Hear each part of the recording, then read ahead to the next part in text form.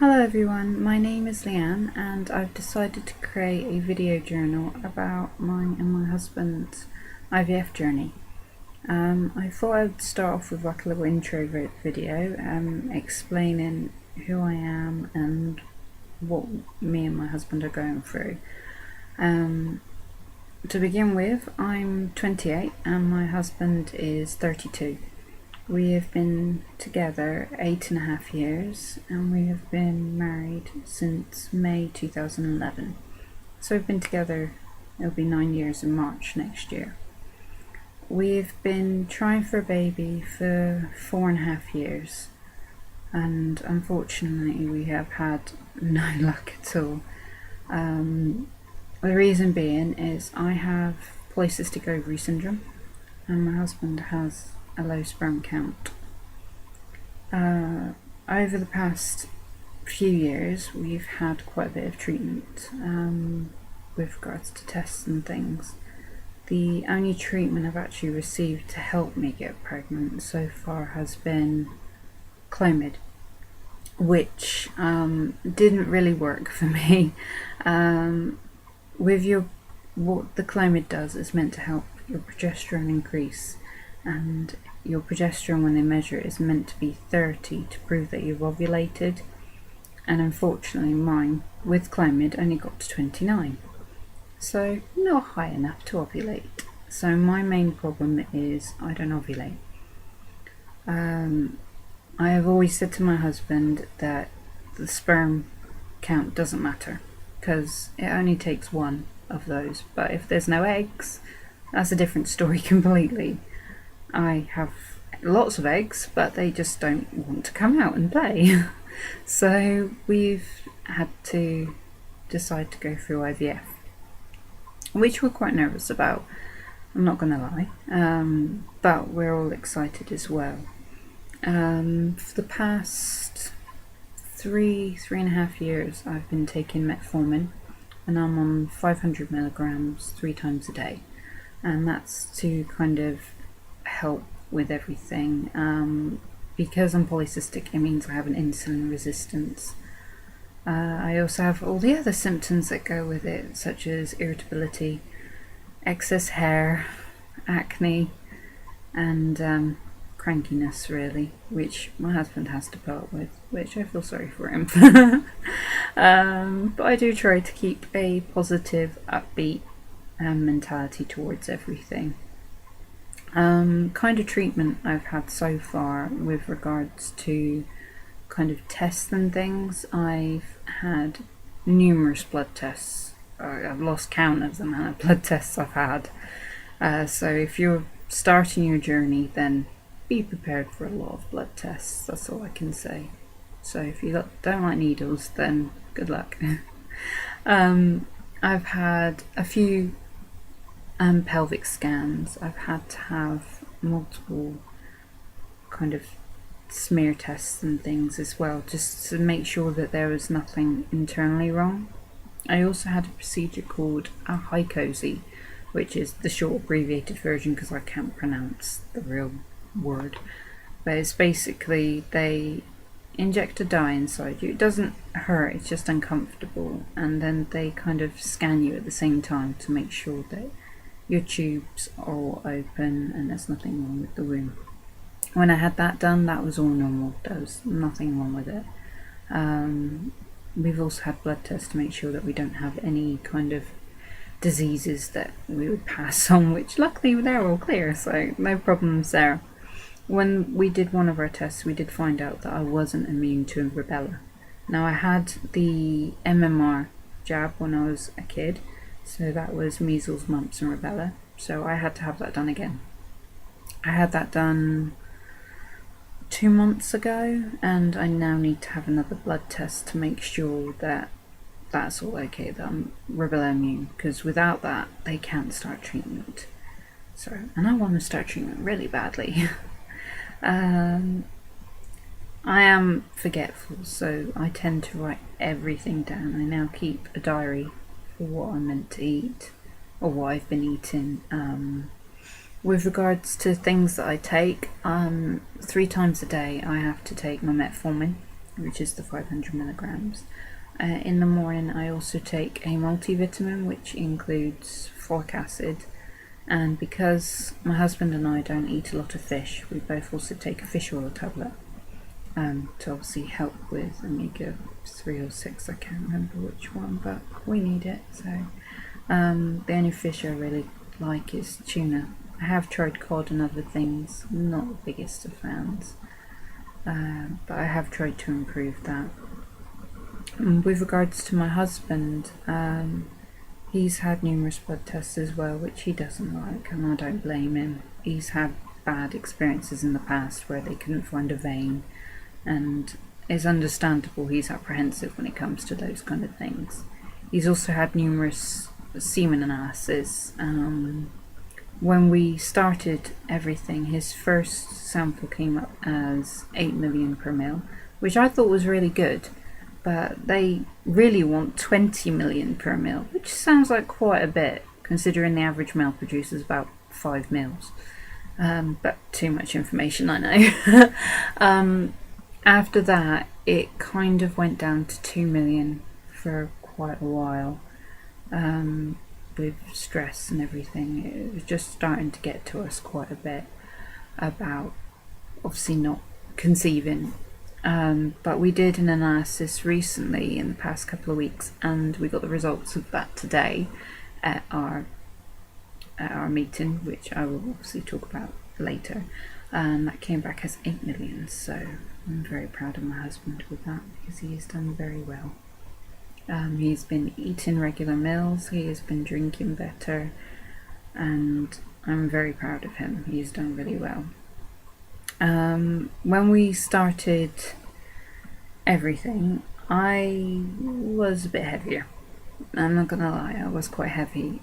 When we started conceiving, I had a BMI of 37 and I weighed nearly 110 kilos, which is about 17 stone, which is probably the heaviest I've ever been. But because of my polycystic ovaries, I'm more prone to put on weight, but to me that's not an excuse. I used to eat incredibly badly.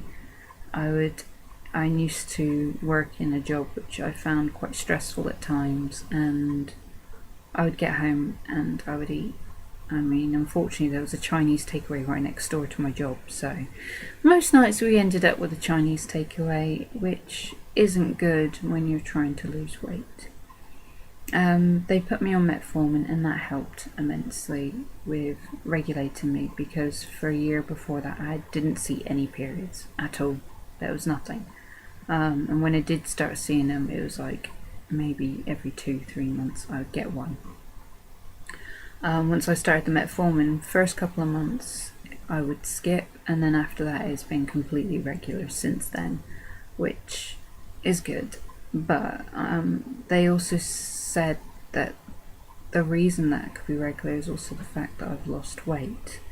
As I said, I was 110 kilos when I started this, and I currently weigh today 86 kilos. So my BMI has gone down from 37 to 29, which I'm immensely proud of. It's been a lot of hard work. They kind of asked, did you do Weight Watchers or Slimming World or something? And I did try Weight Watchers to start off with, but I didn't really have much luck with that. I kind of got frustrated that I had to count points and keep track of everything. So that ended swiftly. I tried Weight Watchers, Slimming World, Tesco Diet, all those kind of things. When I went to my GP, one of the nurses there recommended I do the 5-2 fasting diet, but I completely refused that. I don't agree with, and I'm not saying that you shouldn't, because sometimes it is what the doctor suggests, but because I'm polycystic and my insulin spikes everywhere, the idea of fasting myself is not a good idea at all. I need to eat regular meals. Otherwise I just get a spike in insulin and I put on weight. So the idea of that was bad. So a combination of eating better, smaller portions, and kind of getting up off my bum basically and doing some working out. Sorry, I got an itchy eye. Sorry about that. The kind of exercises I did, I started off, I've got a Wii Fit and I have the balance board and everything. I started off with the Wii Sports, and one of my favourite games is the Just Dance games. I absolutely love dancing. I can't dance for anything. I look like Mr. Blobby at a party. It's not much fun to look at, but I enjoy doing it. So I was doing that for a period of time, and then I got tendonitis in my foot, which is great fun, where I had inflamed tendons in the upper part of my left foot. That is excruciatingly painful, and I was on crutches for a period of time, so I haven't danced for a little while. Instead, I've been doing a lot of walking. Last year we got a lovely little puppy dog called Pickle. She's a little Jack Russell. She's gorgeous, and she's our fur baby. I know people out there are like, oh, you're calling them a fur baby, but I love my animals.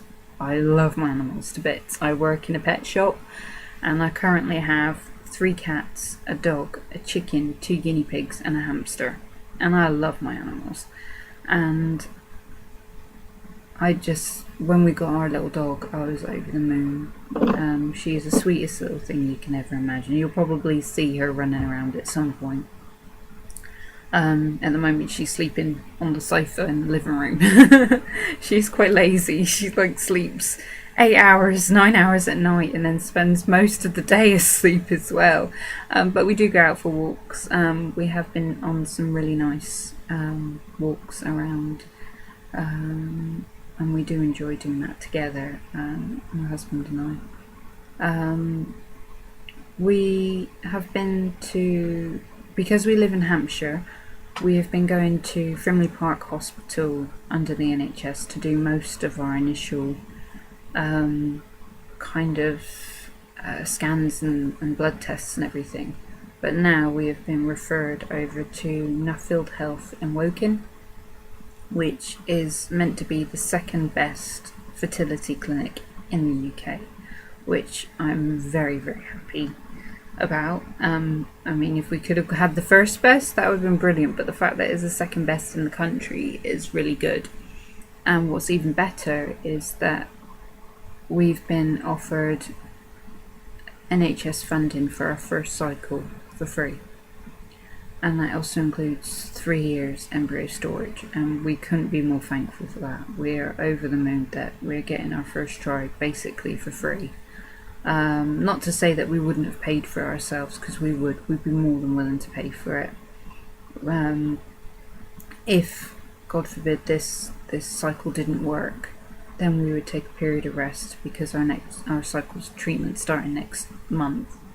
If this one didn't work, then we would take a rest over Christmas and start up again probably January, February time. But hopefully, first time will work. If that's the case, then brilliant. We're well on our way to starting our family. If it doesn't, then we are realistic that we would obviously have to try again. We always had it in our minds that we wouldn't do more than 5 cycles of IVF, because we'd be worried about putting my body through too much, because there's a lot to put your body through, with the amount of hormones and things you're doing, and then with the egg retrieval, the embryo transfer and everything. It is a lot to put your body through. I mean, pregnancy alone is quite stressful for the body, but the fact that you have to do all of this as well, it's basically puts your body through quite a lot of kind of pain and rubbish and stuff, but in the long run it is worth it, hopefully. But whether we would carry on to 5 cycles or not remains to be seen. We might decide that we want to do more than that, we might decide we want to do less than that. They did suggest at the hospital when we went to one of the open evenings that I would be a good egg donor. They made me feel a bit like a chicken, to be honest. They were just saying because I'm polycystic, I will produce that many more eggs. And they said, oh, they would be brilliant for donation. And it was like, I feel like a chicken. I should be called Henrietta or something. But we're yet to decide whether we would do that or not. I kind of like the idea of offering someone else the chance to be a parent, because it's not easy being told that you can't be a mum or you can't be a dad. Sorry.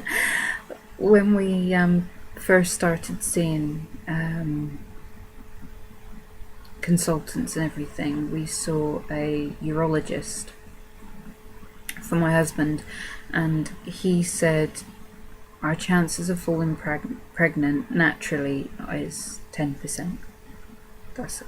We were told in a year our chances of falling pregnant naturally would be 10%. And I was like, oh, that's probably why nothing's happening. And it is a big shock to your system to be told you've got a very rare chance of being parents. It does take quite a blow to you, because it's meant to be the most natural of things to do. I mean, I was always brought up to believe you get married, you get the house, you get settled, you make sure you're in a good financial position, and then you start trying for a baby and it will happen. I was expecting it to take a year, maybe 2, but we've been trying 4.5 years now. And to be told basically within the first month of us starting treatment that our chances were 10% is a big blow to you. I mean, it's painful for me because it's made me feel less of a woman. I don't feel womanly at all. I feel more like a man, to be honest, because of my polycystic ovaries. I am producing more testosterone, so at the moment I feel more like a guy, and it's hurt my husband really bad as well. He said it made him feel less like a man, and it made me feel bad because it's not his fault. I mean, there's plenty of men out there that have low sperm counts, have gone on to produce a multitude of children. I mean, there's one I heard about the other day, he's got 17 kids. And it's not his fault. No one's to blame, really. But I do kind of put some of the blame on me. If there was someone to blame, I would blame myself, because I'm not producing these developing eggs. There's nothing there to happen. So you kind of do feel low, and we have been depressed about it. We have both been through bouts of depression, but being told that we've got a good chance with the IVF has kind of perked us up a bit. It's made us feel better. I feel more energized towards it, if you know what I mean. It's just difficult. It's also difficult because it's trying to find someone you can talk to. There's not really a lot of people out there that you can talk to that would understand your situation. I mean, they do say 1 in 4 couples struggle to conceive, but finding those couples is quite difficult on my side of things. When you try talking to people outside of your family, it's most of the time they say, oh, we just got to give it time, or you just got to relax and it will happen. And it's not like that at all. It's not about just relaxing and hoping for the best, because if we did that, we'd be waiting the rest of our lives. It's not going to happen naturally. I've got my head around that now, that the chances of it happening naturally to me are basically 0, even though we were told 10%. to me it's basically zero chance of it happening naturally, because I know for a fact I'm probably not ovulating. So I've done tests and they said don't bother doing the tests because it's going to go all over the place anyway.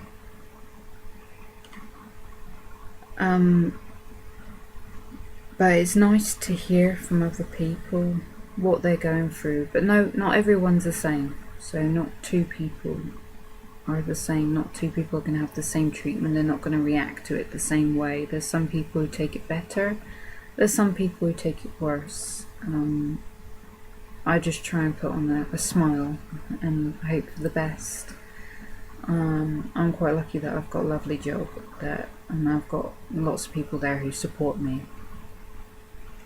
And I'm very thankful for that. There are a lot of jobs out there that wouldn't be very supportive at all. Because I've been at work, I've been limiting how much I'm lifting, and they've been so kind. They've been like, don't worry, we'll lift that for you, we'll do this for you. And it's nice to know that there are people that want to support you, that you can talk to and not feel like you're kind of a freak, if you know what I mean. Because sometimes you do feel like a freak. You feel weird because you can't do this natural thing. You feel like you should belong in a zoo or something, and that's what you feel like, and that's how I feel. I'm not sure about everyone else, but that's how I feel with regards to this. I feel like a freak. But I'm starting to get positive about everything. I've got a better attitude about this. I'm very hopeful that this will all work. I've just got in my head that because it's not me ovulating, if I have this medication, if I do this, then hopefully this will work, and this and everything. But at the same time, I am being realistic. I know that there's a high chance it won't work. I'm very aware that it takes at least 3 cycles for a proper thorough pregnancy or clinical pregnancy, which is 6 weeks gestation. They hear a heartbeat, and I just pray for that day. I pray for it with every part of my being. I pray for the time that we can hold our baby in our arms and say, we've done it, we're parents. And I hope it comes sooner rather than later. I think we've been very patient. If it takes longer, it takes longer. But I hope it happens soon. I hope it happens not just for myself, but for my husband. He is such a wonderful man, and he deserves to be a dad more than anything. He is the most loving, most caring man you could ever meet, and now I'm just gushing about him. I can't help it. He's wonderful. So yeah, I will be posting another video, and probably not long after this, which will be just about the appointment that we've had. I'm well aware that this one's quite a long video. It's like 25 minutes or something. But hopefully you're interested with what I want to say and what I've got to say. I'll hopefully be posting a few videos. I'll probably be doing ones about one after our treatment plan and everything, which we've got scheduled, and also hopefully I'll be doing some on the kind of medications I'll be taking, hopefully an injection video, which should be interesting. The first one on camera. But I'm hoping to do this as not only kind of a video diary for myself, but if everything goes to plan, also for future generations. I want people to know, I want my family to know what we've done to do this. I want my future children to know we've done this. We've gone to hell and back to get you, to conceive you, and I want them to know that we love them already, even though our baby or babies aren't even here. We love them with all our heart, and we always will, and we will do anything to get to that point. And now I'm rambling. I can't help it. I'm a chatterbox. So But thank you for watching, and hopefully I'll speak to you again soon. Bye.